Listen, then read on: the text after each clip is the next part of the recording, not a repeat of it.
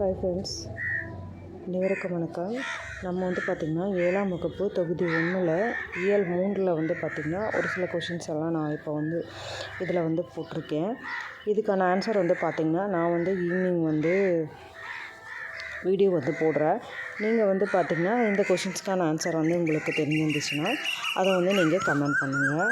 இப்போ பார்த்திங்கன்னா question number 1, கண்ணதாசனின் இயற்பெயர் என்ன? 2 பார்த்திங்கன்னா இயேசு காவியம் என்ற நூலை எழுதியவர் யார்?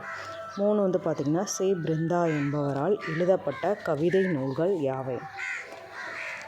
அடுத்தது பார்த்திங்கன்னா 4, கூடு கட்ட தெரியாத பறவை எது? 5 பார்த்திங்கன்னா இந்தியாவுக்கும் சீனாவுக்கும் இடையே போர் நடைபெற்ற ஆண்டு. 6 பார்த்திங்கன்னா காயிதே மில்லத் என்பவரின் இயற்பெயர் என்ன?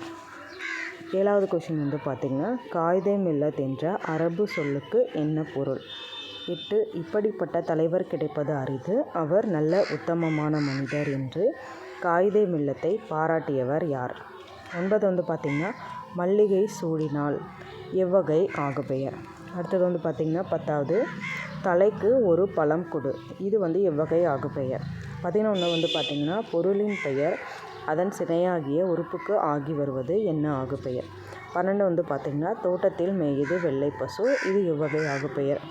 ஃப்ரெண்ட்ஸ், நான் பார்த்திங்கன்னா இன்றைக்கி வெறும் 12 கொஷின்ஸ் மட்டும்தான் எடுத்திருக்கேன். நான் பார்த்திங்கன்னா நாளைக்கு போடுற வீடியோவில் இன்னும் நிறையா கொஷின்ஸ் உங்களுக்காக எடுத்து நான் போடுறேன். இப்போ பார்த்திங்கன்னா இன்றைக்கி நான் படித்த லெசன்ஸ்லேருந்து ஒரு சில கொஷின்ஸ் எடுத்திருக்கேன். நாளைக்கு நான் ஃபஸ்ட்டு அதாவது 6ஆம் வகுப்பு தொகுதி 1 இயல் 1ல் இருக்க கொஷின்ஸ் நாளைக்கு கேட்கலான் இருக்கேன். எல்லாருமே ப்ரிப்பேராக வாங்க. இன்றைக்கான கொஷின்ஸ்க்கான ஆன்சரை கமெண்ட் பண்ணுங்கள். அனைவருக்கும் நன்றி.